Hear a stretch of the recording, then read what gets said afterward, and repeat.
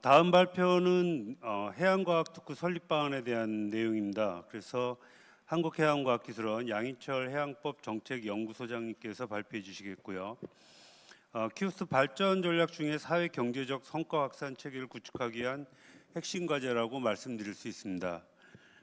양희철 소장님은 현재 한국해양과학기술원 해양법 정책연구소 소장으로 재직 중에 있고, 해양법 중에서 특히 해양 경계획정, 심해저하 극지, 해양 분쟁 등을 중심으로 연구를 수행하고 계십니다. 큰 박수로 맞이하겠습니다. 네, 안녕하세요. 한국해양과학기술원 양희철입니다. 지금 소개받은 바와 같이 제 분야가 원래 이 해양특구 분야는 아닙니다. 다만 오늘 제가 이 의제를 들고 나온 거는 두 가지 측면이 있습니다. 아까 저희 미래 향후 50년을 향한 미래 비전과 연동이 되고요. 지금까지 저희가 50년을 걸어왔는데 50년은 우리 개인, 우리 기관 개별적으로 보면 굉장히 오랜 역사를 갖고 있는 거죠. 다만 우리가 부산으로 이전한 지, 그리고 이 부산이라는 영도를 매개로 하는 해양 클러스터에 편입이 된 지는 딱 5년이 살짝 지났습니다. 그러니까 이 개념에서 본다면 우리가 기관 이력으로는 50년이라는 굉장히 오랜 역사를 갖고 있지만 클러스터, 하나의 집합체 중에서 타 기관과 상호작용을 통해서 이 발전할 수 있는 그 경력은 이제 딱 5년 됐습니다. 그래서 어떻게 보면 이 연구 집적 형태의 발전 방향을 꾀하는 시기는 이제 막 생성 단계에 있는 기관이 아닌가라고 생각이 됩니다. 그런 측면에서 향후 50년을 바라보는 키오스트가 과연 어떤 매개체를 통해서 이 동력을 끌고 나갈 것인가. 과거에 키오스트라는 단일 조직으로는 한계가 있을 것이고, 이제는 영도라는 거점을 매개로 해서 타 기관과 적극적인 상호작용을 통해서 가야 될진데, 그 그림은 뭘로 그려야 되는가. 이 고민이 사실은 이 해양과학특구 이 개념을 저희들이 들고 나온 이유 중에 하나입니다. 먼저 제도적인 측면에서 보면 저희 국내에는 이미 두 가지 유사한 형태의 법이 있습니다. 하나가 연구개발특구법, 그리고 해양산업 클러스터법, 두 가지 기본 법제가 갖추어져 있습니다. 다만 이 중에 오늘 제가 발제를 해드릴 해양과학특구와 비교적 유사성을 갖는 것은 연구개발특구법입니다. 예를 들어서 해양산업 클러스터법은 유항만을 매개로 하는 이 발전체이기 때문에 유사성에서는 조금 근접하지만 실제로 해양과학특구와 논의를 하기에는 좀 이질적인 관계를 형성을 하고 있습니다. 그래서 제가 만약에 이 해양개발특구와 연관돼서 이 해양과학특구를 조금 더 분리해서 생각을 한다면 어떤 측면에 접근을 해야 되는가, 그리고 기존에 있는 이 연구개발특구와 별도의 해양과학특구를 만들 실익이 무언가, 필요성이 있는가에 대한 부분들을 조금 고민해 볼 필요가 있습니다. 여기서 이제 우리가 먼저 살펴볼 것은 연구개발특구의 주 목적은 일단 지역 내 특정 지역을 거점으로 하고 그 지역 내에 있는 대학, 연구소, 기업의 연구개발을 촉진하고 이를 통해서 상호작용을 통해서 궁극적으로는 국가 경쟁력을 강화시키는 것을 목적으로 합니다. 국내적으로 도입 이력은 굉장히 오래됐습니다. 1973년도에 대덕 연구학원 도시가 처음 이 개념을 형성한 출발선이었고요. 이것이 2005년도에 대덕 연구개발특구법으로 제정이 됩니다. 이름은 대덕이라는 이름을 붙였지만 그 이후에도 대덕 외에도 광주, 대구, 부산에도 연구개발특구가 지정이 됐고요. 이렇다 보니까 굳이 이 특구법에다가 대덕을 붙일 이유가 없었겠죠. 그렇다 보니까 2012년도에 연구개발특구법으로 개정을 합니다. 그래서 대덕 외에도 기타 지역에 광역의 연구특구를 지정할 실익이 있으면 적극적으로 지정하면서 동시에 국토 균형 발전이라는 또 다른 부가적인 효과도 거둘 수가 있었습니다. 또 동시에 이 광역적인 특구 외에 강소형 특구도 저희들이 지정을 해가면서 갔는데, 예를 들어서 2019년도부터 2022년까지 다양한 지역의 강소형 특구를 지정을 하면서 운영을 하고 있습니다. 그래서 현재까지 우리 국내적으로는 연구개발을 목적으로 한, 연구개발을 매개체로 한 발전 방향은 두 가지 영역에서 접근이 되고 있음을 볼 수가 있습니다. 하나는 광역적인 범위에서의 특구, 하나는 특정 조금 지역적인 부분에서 특정 영역을 중심으로 한 강소 특구 두 가지 영역에서 접근되고 있다라는 걸 볼 수 있습니다. 현재까지 2023년도까지 전국적으로 형성된 광역 특구 그리고 강소형 특구를 보시면 오른쪽에 보는 그림과 같습니다. 이 특구의 상호작용을 보면 먼저 정부나 지자체에서는 적극적으로 제도적인 지원을 많이 합니다. 그리고 인프라가 필요하면 적극적으로 관련된 상호작용을 인프라를 제공을 해주겠죠. 그리고 기술 연구 그리고 기술 이전의 문제는 연구원 혹은 학계에서 적극적인 역할을 담당을 합니다. 그리고 이를 통해서 기업체에서는 일자리를 창출하고 새로운 형태의 창업을 도모하는 형태로 상호작용을 발전시키는 관계로 해서 지금까지 진행을 하고 있습니다. 근데 여기서 살펴볼 것은 기존에 갖고 있는 연구개발 특구의 틀 속에 우리가 지금 생각하는 그리고 키오스트가 향후 50년을 끌고 나가야 되는 이 동력 부분을 여기다 연계시킬 수 있을 것인가를 조금 고민을 해볼 필요가 있습니다.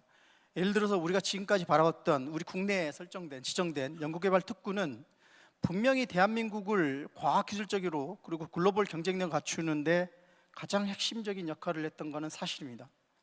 그리고 그 태동 단계부터 사실은 광역적인 범위 혹은 특정 지역을 매개로 해서 유사한 그룹들이 상호작용을 할 수 있는 인프라 그리고 상호작용이 가능한 기술적인 부분, 투자에 대한 부분이 같이 시작을 했었던 것이 큰 동력 중에 하나였죠.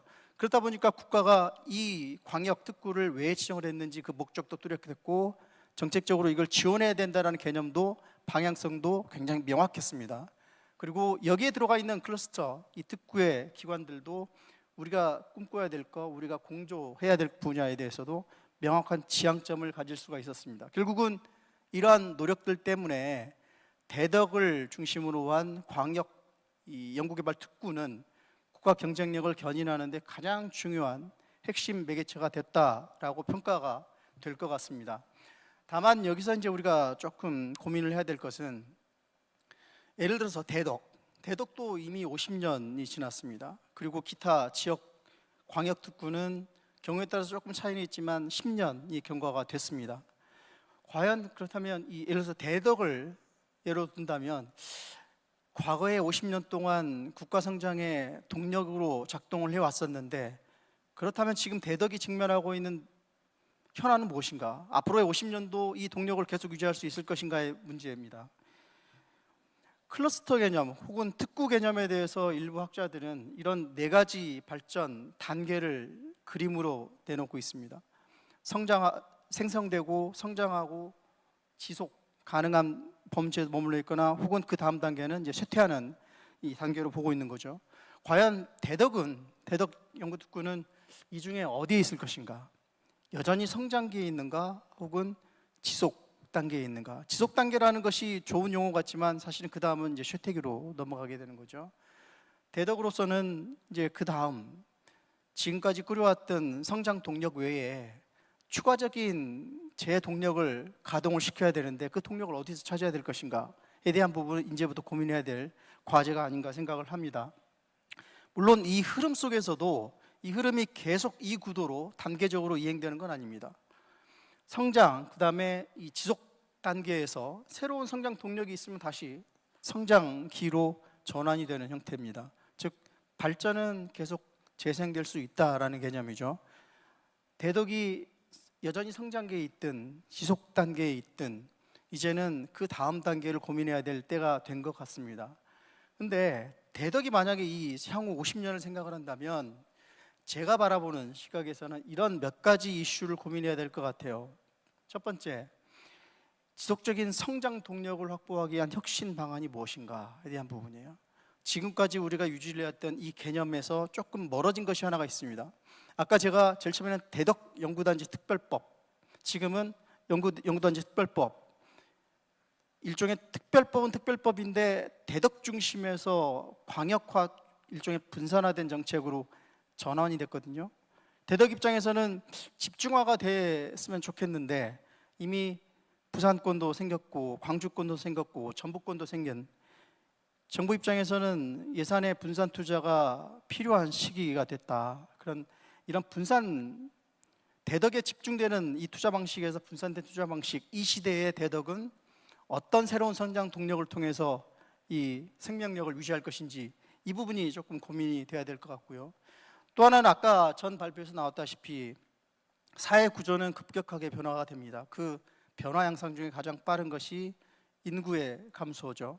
인구 감소와 함께 지금 우리가 공통으로 직면하고 있는 것 중에 하나가 이공계 인력 수급입니다.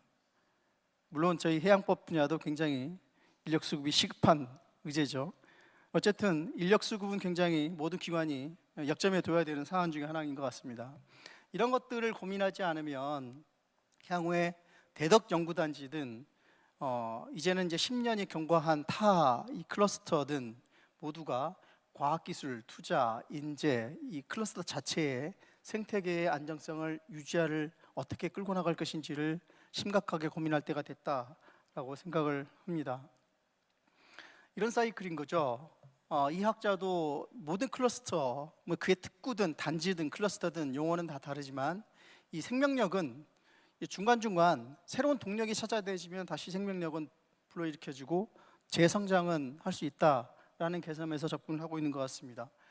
이 모델로 따지면 과연 이 키오스트가 바라보는 향후 50년의 개념은 기존의 연구개발 특구가 가졌던 이 흐름 속으로 편입을 하는 것이 좋은 것인지, 아니면 이들은 초기 태생 자체가 특정 지역을 매개로 해서 유관기관들이 공동으로 집적된 형태로 출발선을 띄었기 때문에 가능했다라고 본다면, 키오스트가 만약에 지금 한다면 이 개념이 가능할 것인가 조금 고민해 볼 필요가 있습니다. 즉 키오스트는 지난 50년은 하나의 기관이 띄워왔던 문제고, 클러스터로 진입을 한 거는 이미 이제 막 시작하는 태동기가 아닌가 생각을 해서, 과연 이 분류로 편입을 해서 발전 방향을 설정하는 게 맞는가, 아니면 다른 측면에서 접근하는 게 맞는가의 고민이 필요할 것 같습니다. 환경은 굉장히 빠르게 변화가 되고 있습니다.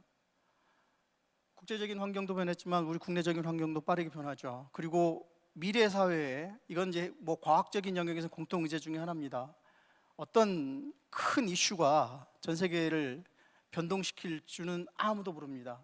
다만 이미 우리는 제4차 산업혁명에 직면을 하고 있고, 국지적인 이슈보다는 글로벌 이슈에 어떻게 대응할 것인지를 머리를 맞대고 고민을 해야 되는 단계에 있습니다. 이거는 키오스트 과거 50년 동안의 습성에서 조금 벗어나서 이제는 클러스터 내에서 타 조직과 어떤 상호작용을 통해서, 경우에 따라서는 그 외곽에 있는 조직과 어떤 상호작용을 통해서 이 글로벌 이슈에 대응할 것인지를 조금 고민해야 될 단계에 접어들지 않았나 생각을 합니다.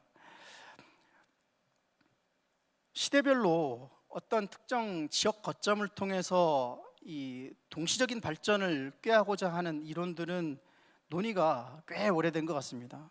가장 제가 찾아볼 수 있는, 저는 경제학자가 아니기 때문에 물론 이 1800년도 그 이전에도 분명히 이런 개념을 주장한 학자가 있었을 걸로 예상을 합니다. 다만 제가 찾아볼 수 있는 거는 이 마샬 1820년도에 경제학의 원리라는 책을 통해서 이미 등장을 시키고 있는 용어 중에 하나가 산업지구라는 용어를 등장을 시킵니다. 이 개념의 출발은 하나로 생성하는 것보다는 그룹 단위로 상호작용을 통해서 이 변혁을 일으켜주는 것이 훨씬 더 성장 동력으로 유용하다라는 측면에서 접근을 했을 것 같고요. 이거는 70년대, 80년대에도 많은 학자들이 이 클러스터, 집적, 단지라는 개념을 연동시키면서 이론화 작업을 시작을 했던 것 같습니다. 최근에는 이제 1990년대에 포트라는 학자, 그다음 제이콥스와 팀만이라는 학자들은 이 개념을 좀 더 산업적으로 실용적으로 써먹을 수 있게, 실무적 단계로 접목시킬 수 있게 유형화를 했던 것 같고요. 이런 측면에서 보면 지금 키오스트가 막 편입이 된 이 클러스터 용도 해양 특구의 개념은 이런 측면에서 보면 과연 어디에 있을까 조금 생각을 해볼 필요가 있죠. 과거의 이 이론적 이 발전들은 경제 이론에서 시작을 해서 집적화, 그다음에 과학기술을 통해서 상호작용을 한다, 그다음에 융합 연구를 한다, 공동의 문제에 대응을 한다, 상호 발전을 꾀한다. 이것이 국지적으로는 지역 발전, 거시적으로는 국가 발전, 국가 혁신 체계로 이어질 수 있다라는 개념에서 이어졌던 것 같습니다. 그렇다면 키오스트가 이런 특구 혹은 클러스터, 단지 이런 개념에서 편입을 한다면 이제는 그것이 새로운 틀이든 이 체계로 흡입이 되든 과연 그 다음 단계로 우리가 생각을 해야 될 건 뭔가 조금 고민을 해보면 이런 시대적 흐름에다가 우리가 조금 더 추가를 해야 될 거는 제 개인적인 생각은 사회적 문제와 어떻게 융합하면서 접근할 것인지인 것 같습니다. 그래야만 우리가 해양과학기술이라는 단일체뿐만 아니라 타 영역까지 좀 융합한 형태의 상호작용이 충분히 있을 거로 보고요. 해외 사례는 굉장히 많이 있는 것 같습니다. 이 자연 발생형도 있고 정책 조성형도 있고 국가가 의도적으로 조성한 이 단지도 있고요. 몇 가지 사례로 보면 이건 이제 오른쪽에 있는 그림은 실리콘밸리죠. 실리콘밸리는 가장 성공적인 이 자연 발생적인 집적 형태의 기반이죠. 이거는 대만에 있는 신주 과학단지입니다. TSMC가 여기 바로 위치를 하고 있고요. 싱가포르의 원노스라는 단지도 똑같은 영역에서 조성이 됐습니다. 그러면 이제 마지막으로 해양과학특구는 어떤 방향성에서 우리가 좀 자리매김을 해야 될 것인가 조금 고민해 볼 필요가 있는데요. 일단 부산이라는 지역의 조건을 잠깐 살펴봤습니다. 여건은 굉장히 좋습니다. 굉장히 많은 다양한 기관들이 몰입이 돼 있고 거주 환경도 충분히 조성해 있는 이 지자체 중에 하나죠. 그리고 과거 지정된 이 부산 특구도 10년 동안 기술 사업화 촉진을 통해서 굉장히 빠른 성장 속도를 보였고 여기에 대해서는 평가가 굉장히 일치를 보는 것 같습니다. 다만 이제 우리가 고려해야 될 것은 부산 특구, 부산 연구개발 특구가 가지고 있는 이 문제점, 제약 요소는 뭔가? 이거는 이제 뭐 제가 해양과학특구를 이끌어내기 위한 평가이기 때문에 제 개인적인 평가로 보시면 될 것 같습니다.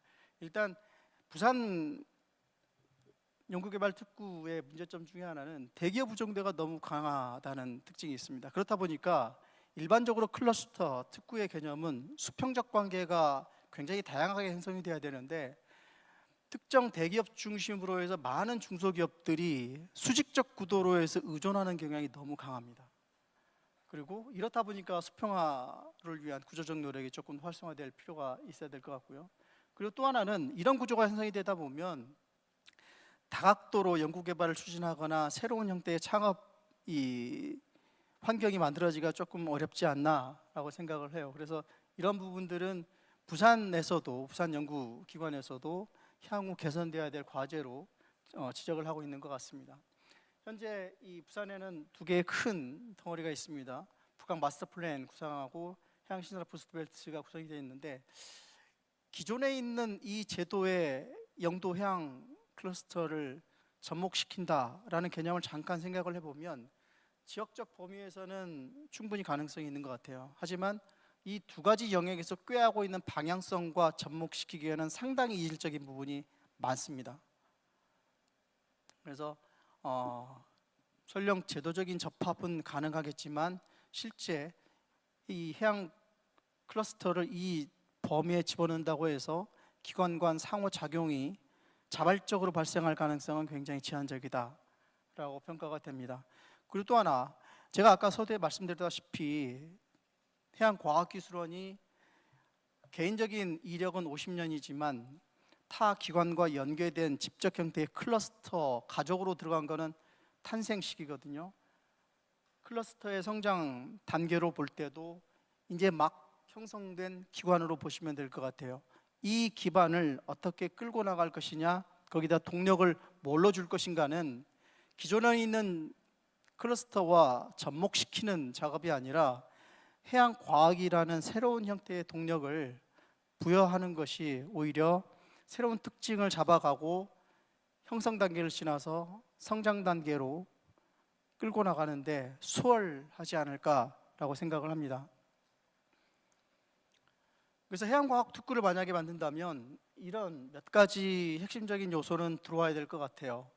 먼저 제도적 근거, 기존에 있는 제도하고 접목시키다 보면 결국은 편입되는 구조 말고는 새로운 성장 동력으로 작동할 가능성이 매우 제한적인 것 같아요. 그래서 해양특구법 같은 새로운 이 제도 기반이 마련이 될 필요가 있다라는 거고, 그리고 지금 해양 클러스터 내에 있는 기관들은 막 생성 단계다 보니까 연구의 상호작용이 거의 없습니다. 각 기관들이 각각 움직이는 구조지.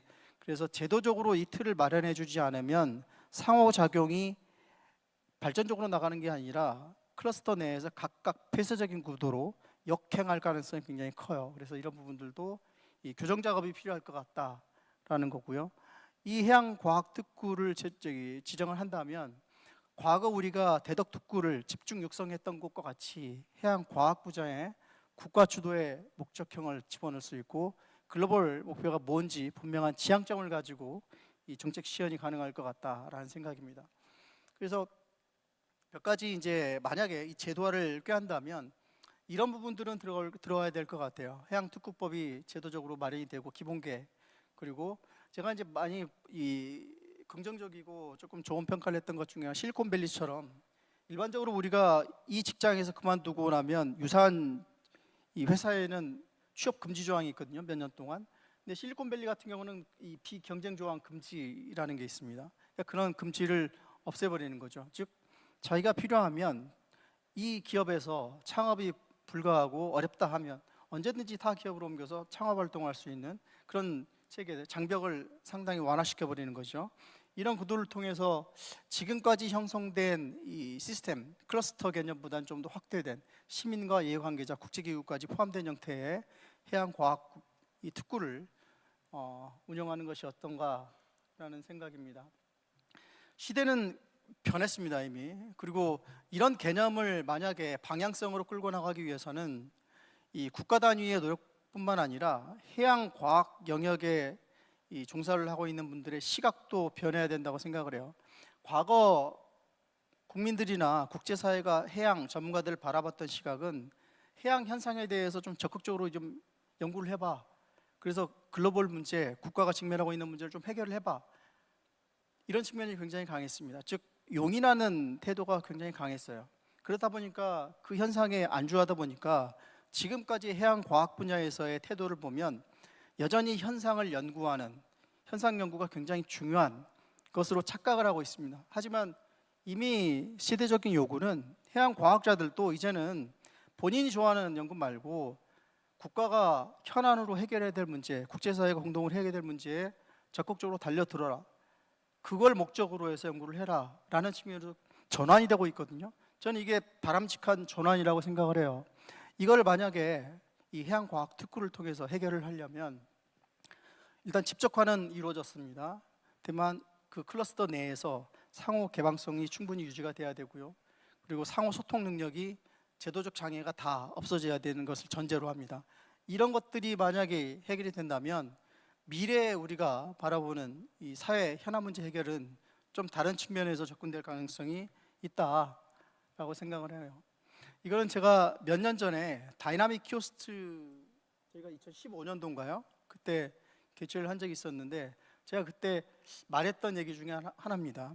미래 해양에 대한 비전은 무엇인가? 때로는 우리가 시각을 조금 달리해서 생각을 하면 바다가 엄청나게 중요한 것이기 때문에 바다가 인류가 직면하고 있는 모든 문제를 해결해 줄 수 있는 근간이다, 터전이다 라고 해석하는 경향이 꽤 큽니다. 다만 바다는 해양 문제를 연구한다고 해서 우리가 직면하고 있는 모든 이슈를 해결하지는 못해요. 바다를 연구하는 우리는 사회가 직면한, 국가가 직면한, 국제사회가 직면한 문제 해결의 하나의 역할자는 되겠죠. 참여자는 되겠죠.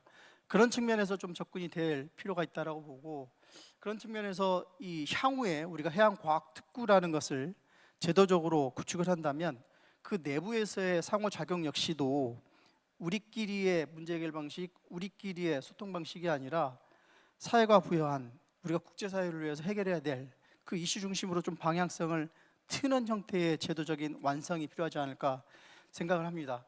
네, 제 발표는 이것으로 마치도록 하겠습니다. 감사합니다.